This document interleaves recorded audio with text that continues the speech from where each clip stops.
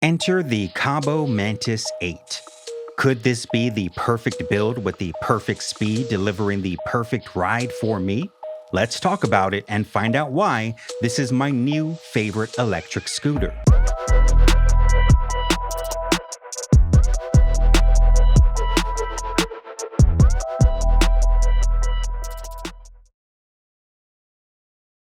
What's up, YouTube Universe? This is Jacob Dark, and if you're new here, I'm someone who's always trying to get my hands on the latest gear to test, review, and give my opinion to help everyday people just like me make that final purchase decision. Now, if you decide to buy the Mantis 8 for yourself and want to save $150 off the retail price, you can do so by using the link in the description below. Now, let's not waste any more time and get into today's video. The Kaabo Mantis 8 retails at $1,099 and is a mid-tier, price meets performance electric scooter for those looking for the best bang for your buck. Before we do some testing, let's go over the specs and features of this scooter. Starting with the left side of the handlebar, you'll find your foam grips, which are pretty comfortable to hold, no complaints there, zero slip or issues other than being prone to getting a little dirty so far. Above the grip, we have your bell to alert pedestrians, your rear brake lever. Then we have your controls, which the top button can turn the scooter's LED lights on and off. And a feature I haven't seen in a scooter before, we have buttons to turn on your left and right blinker, which I think in the name of safety, especially for those who plan to ride these on roadways with cars, is a huge feature. There is also a button for a horn, which seems to be not working or just missing altogether. In the middle, you'll notice there's 4 screws which were used to tighten the handlebar to the stem, as it was the only thing not already assembled out of the box. Below that, we have a latch which is used for attaching the handlebar to the rear end of the deck so you can fold up the scooter for portability. More on that in a few. On the right side, we have your Eco and Turbo button, as well as your single and dual motor buttons, and as you'll see in my test coming up, they make quite a big difference. My only complaint here is since it's not a push-in type of button, there's no real way to know which mode you're in other than testing the differences in acceleration. Up top, we have your sine wave LCD controller, which can be powered on by holding the power button down. On the screen, we have the gear you're in, your speedometer, your odometer, and your battery status icon. Tapping the power button and then mode button allows you to switch the gear that you're in, 1 being the slowest, 3 the fastest. Toggling mode allows you to switch from odometer to trip and other settings, letting you customize your display. And holding the power button down turns the scooter off. On the side of the controller, we have your acceleration lever, and below that, your front disc brake lever. All components can be loosened up with the included tool and customized to fit your hands. On the front, I've attached this awesome accessory that was included, a zip-up pouch which is just big enough to house your wallet, keys, a bottled water, a cell phone, or whatever goodies you'd like to bring along on your trip. As you can see inside, there's flexibility in storage space which is protected by a hard, what I believe is plastic or foam casing. Let's talk about portability. At the bottom of the stem is a really easy to use twist and tighten collar system. Once you've pulled back the levers and loosened the screws, simply lift up and begin to fold back the stem. I apologize for the camera work here, it's kind of hard to hold the camera and do it at the same time. Once folded back, use the latch I mentioned earlier in the center of the handlebar to lock it in place to the rear deck, and you're now good to go to store it in your trunk or whatever space you have when traveling.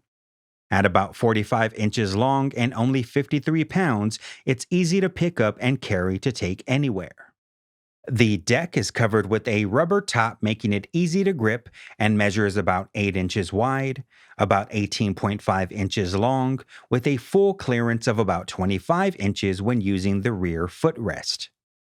The deck has a 5.5-inch clearance height, has a solid metal kickstand that won't be breaking anytime soon, and to the front, your battery charger port, which connects to the 48-volt 13AH battery, which takes about 3 hours to charge and gets up to about 25 miles per charge.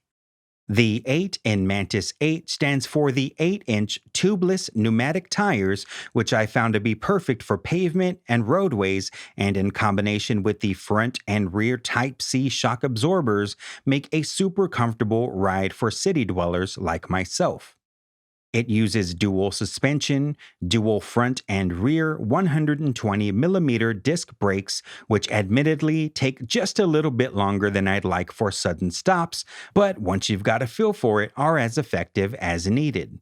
Let's take a second here just to admire this shot.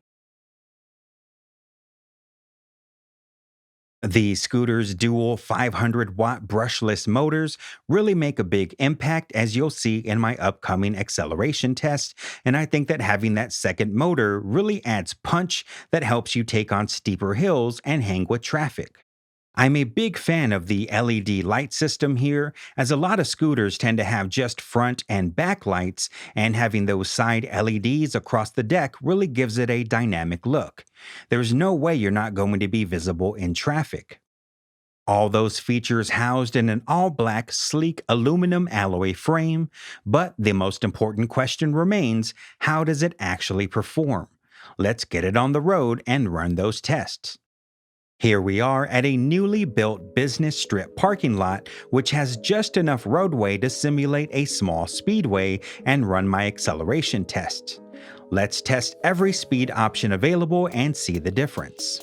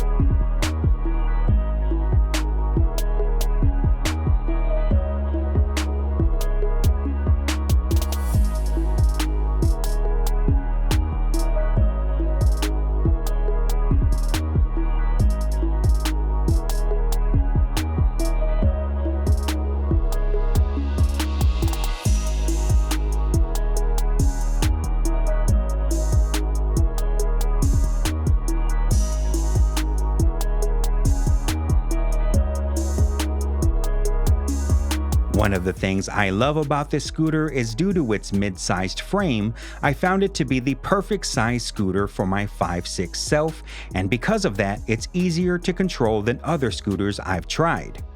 It can support up to 264 pounds, there's no stem wiggle, no stem shake, and overall feels natural just the way nature intended. For the first time, I'm using a scooter that feels like it was made for me, and I have zero nervousness about twists and turns.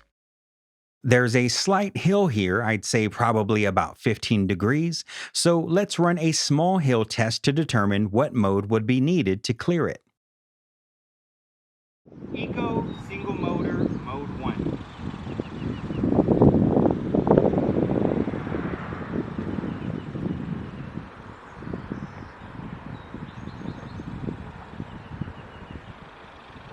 Nope.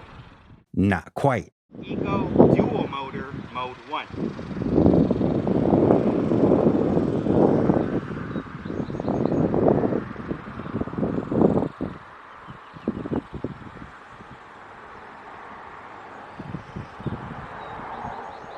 Almost there. Come on. Mission accomplished. And just for fun, Turbo Dual Motor Mode 1. As you can see, any mode from this point on will have no problem at 15 degrees. Since it was a nice day, I decided to bring it to a local trail I frequent for some extended ride time.